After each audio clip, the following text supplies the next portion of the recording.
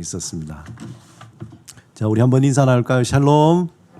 반갑습니다. 네, 온라인으로 또 예배드리고 또 확진자가 연휴 지나서 폭증했는데 이것도 잘 제어돼서 좀 일상으로 또 돌아갈 수 있도록 줄어들었으면 하는, 빨리 줄어들었으면 하는 마음입니다. 주님 안에서 또 이렇게 만나 뵙게 돼서 반갑습니다. 하나님의 은혜와 사랑이 여러분의 삶과 가정과 자녀들과 하시는 모든 일 위에 함께 하시기를 주님의 이름으로 축원합니다. 우리 샬롬의 언어 연습하겠습니다. 자, 세 가지, 우리 세 번씩 시작. 나는 하나님의 사랑받는 자다. 나는 하나님의 사랑받는 자다. 나는 하나님의 사랑받는 자다. 그래, 그럴 수도 있지. 그래, 그럴 수도 있지. 그래, 그럴 수도 있지. 이제 현재를 살자. 이제 현재를 살자. 이제 현재를 살자. 박수근 화백이, 또 지금의 박수근 화백이 되기까지 지난주에는 많은 여러 가지 역사적인 또 뭐 여러 가지 화풍이나 이런 부분들에 대해서 이야기 나눴는데, 실질적으로 또 박수근이 박수근 될 수 있었던 것은 그의 안에 김복순 여사가 있었기 때문에 그렇습니다. 아마 화면에 보시면은 박수근 화백과 그 옆에 김복순 여사인데, 나중에는 박수근 화백이 죽고 난 뒤에 전도사 생활을 하게 됩니다. 그래서 한 7년 정도 이렇게 전도사 생활을 하시다가 하늘나라에 가셨는데, 이 김복순 여사는 박수근 화백을 정말 사랑했어요. 그 김복순 여사가 쓴 그 아내의 일기라는 그 책에 보면은 저도 그걸 읽고는 눈물 없이는 볼 수 없는 그런 아주 감동적인 일기들이 글로 적혀서 거기에 보면은 정말 박수근 화백을 너무 사랑하는구나. 그리고 존경하고, 그리고 혼신의 힘을 다해서 남편이 그림을 그리는데 평생 헌신하는 거예요. 헌신이라는 말이 정말 딱 맞는 거죠. 그랬기 때문에 박수근 화백이 있을 수 있었겠다라는 것. 그런 헌신이 없었으면은 아마 박수근 화백이 지금처럼 우리에게 좋은 작품을 남기지 못했을 것이다, 이런 생각이 듭니다. 물론 박수근 화백도 아내 김복순 여사를 너무너무 사랑했어요. 아내를 사랑하고 그리고 소중히 여겼어요. 거기에 표현에도 나오는데, 책에 정말 아내를 소중히 여겼어요. 항상 귀엽다 그러고, 나이가 이제 한 8살 차인데 귀엽다 그러고, 한마디로 두 분은 천생연분이라는 말이 딱 맞을 정도로 처음 만남에서 결혼, 그리고 결혼 생활 속 마치 한 편의 소설과 같은 그러한 스토리가 그의 삶 속에, 두 사람의 삶 속에 담겨져 있습니다. 김복순 여사는 남편보다 8살 연하예요. 예전에는 뭐 다 그렇게 나이 차이가 많았잖아요. 1922년도 강원도에 있는 금성군의 부잣집 딸로 태어납니다. 정말 부자였어요. 어려서부터 굉장히 총명했다 그래요. 그래서 글에 의하면은 당시 금성공립보통학교, 지금으로 치면은 초등학교하고 중학교를 합친 거일 수도 있어요. 근데 금성공립보통학교 6년간을 우등으로 졸업해서 졸업식 때는 도지사상을 받았습니다. 그 정도로 아주 총명했어요. 그리고 춘천여고를 너무 똑똑하니까 시험 없이 그냥 시험 안 치고 그렇게 무시험으로 합격하였습니다. 부잣집의 귀한 딸로 곱게 자란 김복순 소녀가 12살이 되던 겨울부터 하나님께 기도드린 기도의 제목이 있어요. 한번 보겠습니다. 어떤 기도를 드렸을까? 제 목소리가 아니라 다른 여성의 목소리를 해야 되는데 용서하시고 들으시기 바랍니다. 하나님, 아버지, 이 다음에 커서 제가 시집을 갈 때에는 우리처럼 부잣집으로 시집을 보내지 마시고 하루 세 끼를 조죽을 끓여 먹어도 좋으니 예수님 믿고 깨끗하게 사는 집으로 시집 가게 해주세요. 기도 제목이 조금 그렇죠? 부잣집에 시집 보내지 말라는 거예요. 그리고 하루 세 끼 그냥 죽을 끓여 먹어도 예수 잘 믿고 깨끗하게 사는 그 집에 시집 가게 해달라는 거예요. 정말 특이한 기도 제목이죠. 그런데 이러한 그녀의 기도가 그대로 응답이 되었습니다. 그대로 기도한 대로 응답이 돼요. 참 거꾸로 기도하면은 응답이 잘 안 되는데 또 이런 식으로 하나님 저를 선교사로 보내주십시오. 근데 선교사로 바로 보내주시고 뭐 보통 그러잖아요. 근데 그 17살 때에 박수근을 처음 만나게 됩니다. 당시 박수근은 이제 춘천에서 독학으로 미술 공부를 하고 있었어요. 그러다가 그의 집으로 이제 돌아왔는데 그때 마침 그의 아버지가 다른 곳에 있다가 금성으로 이사 와서 살고 있었어요. 그리고 그 집이 윗집은 김복순의 집이요, 아랫집은 박수근의 집이 된 거예요. 그러니까 부잣집 김복순 집과 가난한 박수근의 집. 그런데 박수근의 그 집은 부모님이 신앙이 좋아서 매주 교회에 출석하고 신앙생활하고 또 이 두 집이 또 교류가 많았어요. 그래서 서로 뭐 부잣집이니까 어떤 물건을 사도 꼭 2개씩 사서 하나는 아랫집에 갖다 주고 이런 정이 많은 그런 사이였습니다. 박수근의 부모님은 김복순의 아랫집에 살고 있었는데 그때에 박수근이 집에 올 때마다 아랫집 담장 너머로 김복순을 멀리서 봤다 그래요. 부잣집 딸이니까 얼마나 쾌활하고 명랑하겠어요. 그냥 막 이렇게 그 노는 모습을 멀리서 8살 오빠가 지극히 매일마다 쳐다보면서 마음속에 품었던 거죠. 저 여인은 나의 것이야. 뭐 이렇게 아랫집 담장 너머로 김복순을 보면서 박수근은 마음에 그 여인을 두고 결국 두 사람은 1940년 그러니까 너무 오래되죠. 1940년 2월 10일 금성 감리교회 한사연 목사님의 주례로 결혼식을 올리게 됩니다. 그런데 결혼 전에 박수근도 얼마나 김복순을 좋아했는지 김복순에게 그 소녀에게 보냈던 편지가 있는데 거기에 잘 나타나 있어요.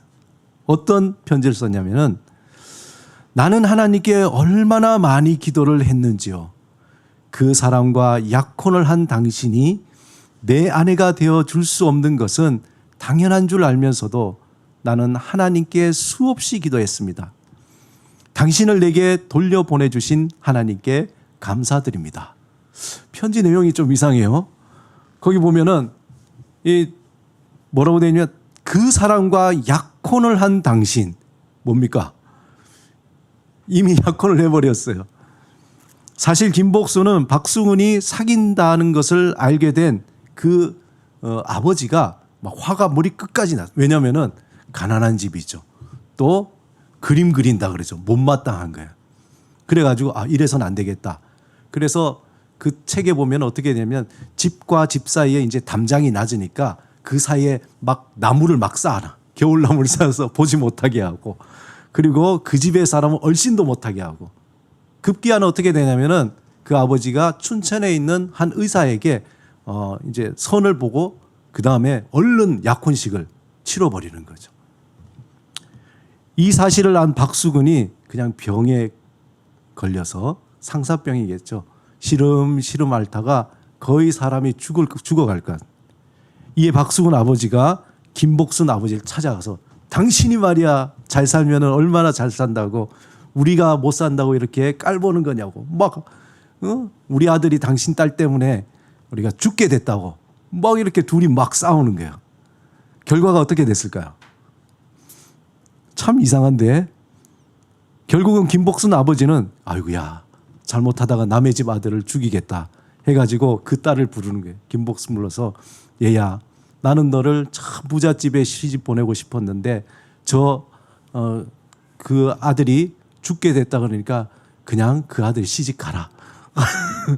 내가 잘 사니까 화가로서 돈도 못 벌 테지만 내가 충분히 뒷바라지 할 테니까 그 집에 시집 가거라. 미안하다. 그렇게 했다는 거예요. 김복순은 어떻게 했어요? 마음에 아이고 좋아라 이렇게 했겠죠. 그리고는 춘천에 의사와 파혼을 했어요. 막 여러 가지 많은 돈을 물려주고 파혼을 하고 박수근과 결혼을 허락받게 됩니다. 결혼을 앞두고 박수근이 김복순에게 쓴 편지에서 두 사람이 정말 얼마나 사랑하는지 또 보여줍니다. 박수근이 이렇게 썼어요. 나는 훌륭한 화가가 되고 당신은 훌륭한 화가의 아내가 되어주지 않겠습니까? 귀여운 당신을 내 아내로 맞이한다면 그보다 더한 행복은 없겠습니다. 내가 이제까지 꿈꿔오던 내 아내에 대한 여성상은 당신과 같이 소박하고 순진하고 고전미를 지닌 여성이었는데 당신을 꼭 나의 배필로 하느님께 정해 주신 것으로 믿고 싶습니다. 여러 가지 편지가 참 많았어요. 요걸 보니까 그 사이에 이름과 몇 개 고쳐서 나중에 연애 편지 쓸 때 쓰면은 굉장히 유용하겠다 이런 생각도 들어요.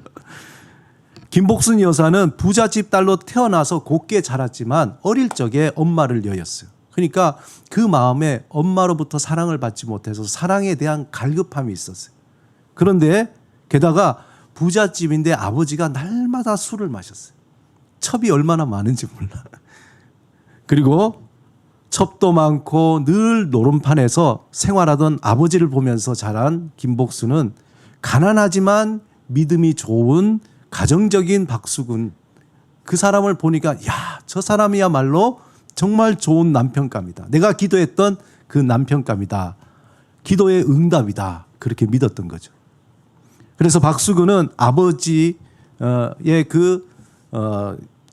김복순의 아버지의 허락을 통해서 결혼을 하게 되고, 그리고 이제 6개월 만에 다시 또 평양으로 직장을 옮기게 되는데, 그 사이에 편지로 주고받았는데 편지를 얼마나 많이 했냐면은 우체부 아저씨가 와서 김복순에게 그랬다는 게 좀 너무하지 않습니까?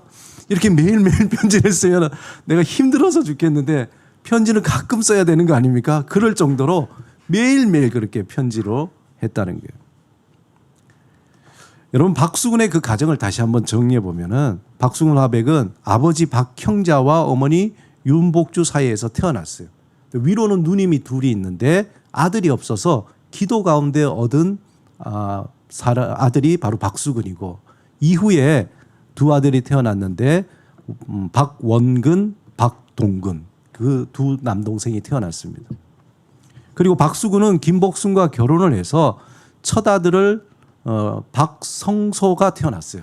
이름도 참 성소. 그리고 맏딸 박인숙과 그 밑에 박성남, 박성인, 박성민, 박인혜가 태어났습니다. 참 많이도 낳았죠. 그런데 안타깝게 맏아들 박성소는 1948년 뇌염으로 사망을 하게 돼요. 그리고 성인은 6.25 전쟁통에 잃어버렸어요. 그리고 성민은 11년 심장마비로 사망을 하게 돼요. 그리고 막내딸 인혜는 초등학교 4학년 때 1966년 류마티스 심장병으로 먼저 하나님의 품에 안깁니다. 저쪽에 보면은 그 박수근 생가족이 사진에 있는 그 아이가 인혜예요. 인혜. 지금 이제 현재 살아계신 분은 박성남, 박인숙, 그 두 남매만 살았어요. 그리고 모두 화가의, 작가의 길을 걸어가고 있습니다.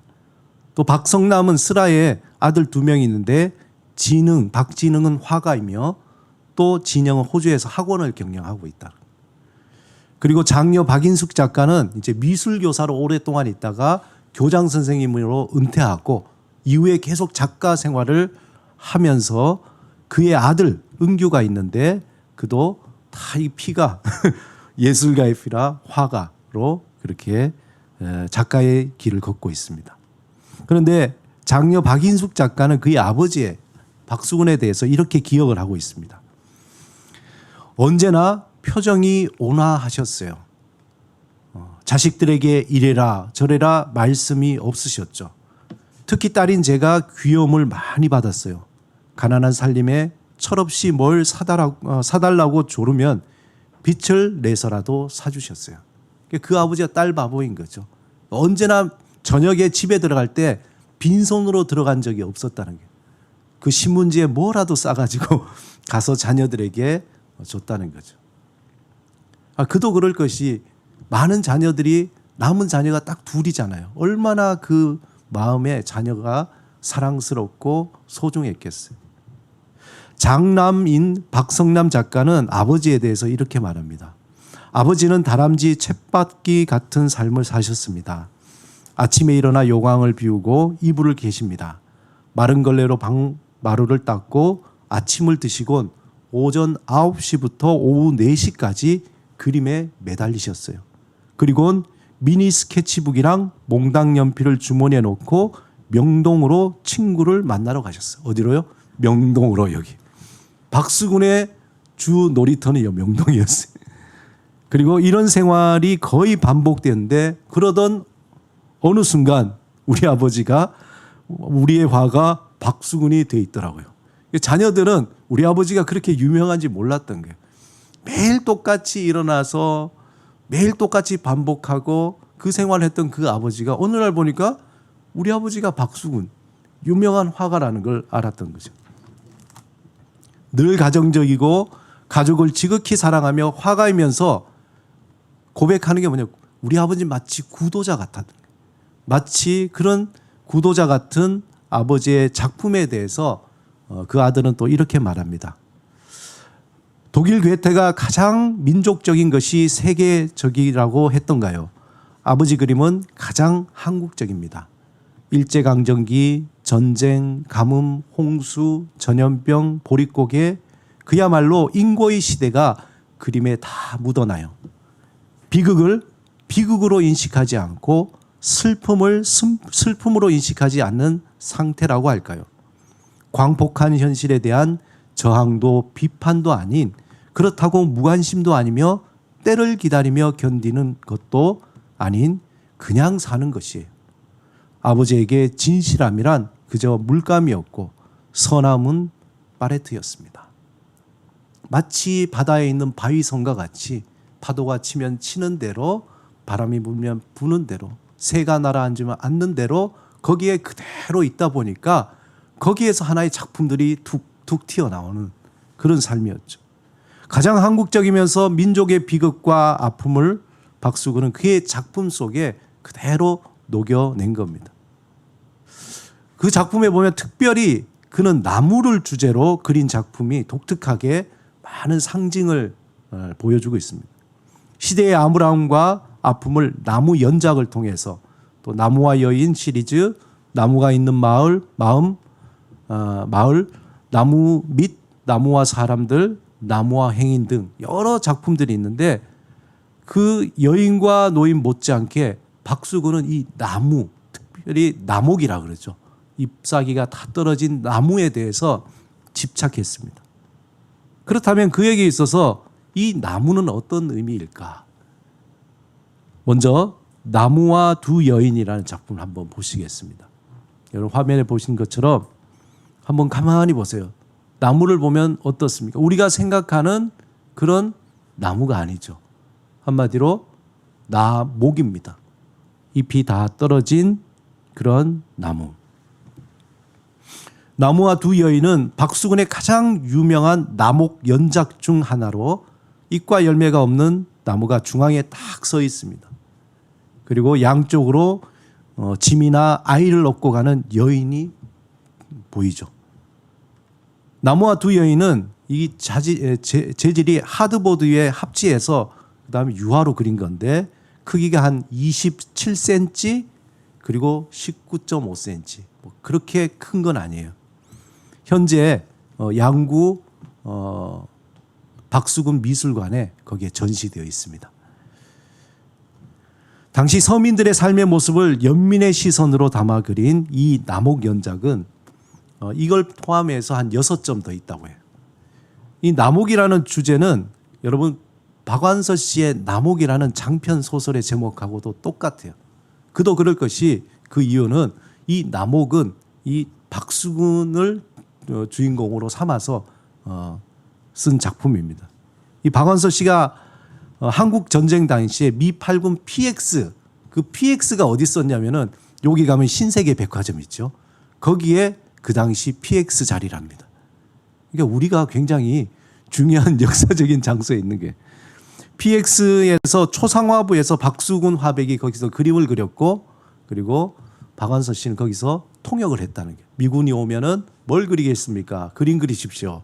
그러면은 영어로 얘기해주고 그 다음에 통역해서 박수근에게 이런 그림을 그려달라고 그런 어떤 일을 하면서 박수근에 대해서 눈여겨 보게 된 거죠. 남옥이라고 하면은 잎이 지고 가지만 앙상이 남은 나무를 뜻하잖아요. 박수근의 그 남옥은 특별히 심이 앙상합니다. 그냥 뼈대만 남겨져 있죠. 그리고 그 가지들이 어떻습니까? 막 비틀어져 있습니다. 그렇죠? 이 남옥을 바라보고 있으면은 궁핍한 시대의 상황을 잘 표현했다라는 생각을 하게 됩니다. 하지만 박수근의 그 남옥은 죽은 나무가 아니라 새로운 봄을 기다리는 생명을 품은 나무라는 것이죠. 그것이 소망이며 또한 생명에 대한 강한 의지가 그 안에 담겨져 있다는 겁니다. 우리가 얼핏 이렇게 보면은 나목이 뭘 저렇게 그렸지? 왜 저렇게 깡마르지? 왜 저렇게 메마를까? 그런 생각이 있지만 꿋꿋하게 시대의 그 아픔과 또 고난과 고통 가운데도 흔들리지 않고 그리고 이제 그 시간이 지나면 곧 어떻게 됩니까? 봄이 오고 잎이 나고 무성해질 그 나무를 그린 것이죠. 당시 전쟁으로 폐허가 된 농촌과 도시의 모습과 삶의 터전을 잃어버린 사람들 그 모습들이 저 남옥에 그대로 표현된 겁니다. 그리고는 새로운 소망으로 변화될 가능성을 그 남옥에서 표현한 것이라고 볼 수 있습니다. 오늘 우리 함께 읽은 본문에 보면은 종말에 예수님이 오실 때에 회복될 새하늘과 새 땅의 모습을 표현하고 있습니다. 본문 2절에 보면은 강 좌우에 생명나무가 있다고 했어요. 그리고 12가지 열매를 맺되 달마다 그 열매를 맺고 그 나무가 잎사귀들은 만국을 치료하기 위하여 있더라. 그렇게 기록되어 있습니다. 근데 이 생명나무는 또 어디에 나타납니까? 창세기 2장 9절에 보면 또 나와요.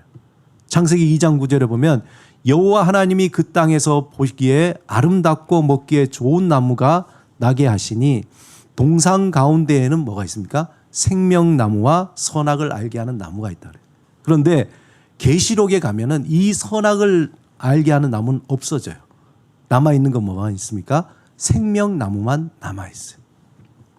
하나님이 천지를 창조하실 때에 에덴 동산에 만드신 생명나무가 인간이 죄를 짓고 타락한 후에 이제 종말에 새하늘과 새 땅이 회복될 때에 다시 완성돼서 나타난다는 거예요.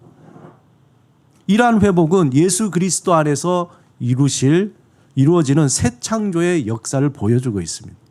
하나님의 품을 떠난 인간이 세상의 고통과 슬픔과 고난 속에 살아가게 됩니다. 우리가 가만히 생각하면 어떻게 보면은 이 세상이라는 게 마치 앙상한 가지만 남은 나뭇과 같다고 생각할 수 있죠. 시간이 지나면 가지는 더 비틀어지고 나무는 더 검게 변하고 이러한 세상을 구원하시기 위해서 예수 그리스도께서 십자가에 달려 모든 인간의 죄를 지고 죽으셨다는 거예요. 예수님이 달리신 십자가. 그 십자가는 인간의 모든 죄와 고통과 절망과 슬픔과 죽음과 수치의 상징이었습니다. 하지만 나무에 달려 죽으신 예수님이 3일 만에 부활하시고 십자가는 더 이상 수치와 죽음의 상징이 아니라 부활과 소망의 상징으로 바뀌어진 거예요. 십자가는 모든 사람을 죄에서 구원하는 구원의 상징이고 육신의 질병을 치유하며 모든 분쟁과 나눔을 하나로 만드는 평화의 상징이 되었습니다. 또 십자가는 죽어가는 모든 것들을 살아나게 하는 새 생명의 상징이 됐던 것이죠. 마치 나목이 그 안에 소망을 품듯이 십자가는 죽음이 아닌 생명으로, 절망이 아닌 소망으로, 분열이 아닌 평화의 상징이 된 것입니다. 박수근 화백은 일제강점기의 시대적 수치와 절망, 한국 전쟁의 슬픔과 고통, 그 삶을 경험하면서 개인적으로는 지독한 가난을 경험합니다. 자녀를 잃어버린 슬픔을 또 경험하게, 그리고 고난과 죽음의 두려움을 경험하면서 그 앞에서 힘없이 서 있는 그 나목을 보는 거죠.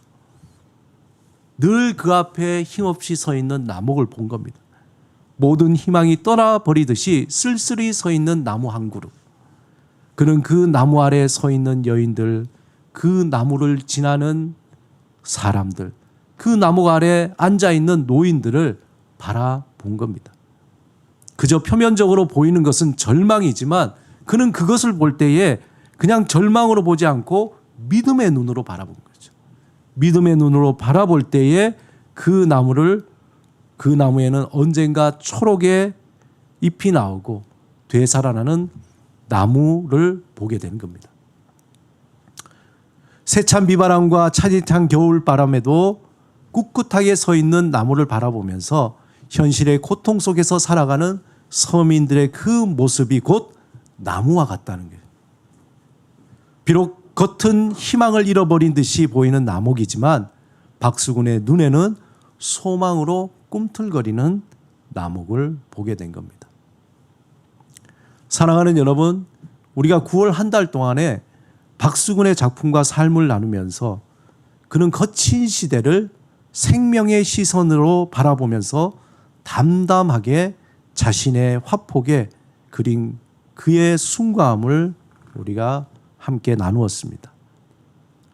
그것을 보면서 저는 개인적으로 정말 믿는다는 것이 무엇인지, 또 믿음으로 산다는 것이 무엇인지 다시 한번 마음에 되새겨 봅니다. 우리가 살아가는 삶은 거칠고 냉정하고 불친절하죠. 우리의 모든 삶은 우리에게 그렇게 호락호락하지 않습니다. 특별히 이 코로나19 시대는 더 거친 시대가 되었어요. 이러한 때에 예수 그리스도 안에서 생명의 시선으로 우리의 삶을 바라보아야 합니다.